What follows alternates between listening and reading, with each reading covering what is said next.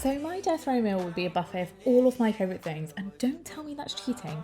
But anyway, this would be on it. Garlic butter and fried chicken, what is not to love? This is almost like an inside-out chicken Kiev, and honestly I could probably eat this every day for the rest of my life. Every piece is bursting with that deep, buttery garlic flavour, and it just hits the spot. Perfect for sharing with friends, but if you're keeping it all to yourself, then I'm not telling. Enjoy!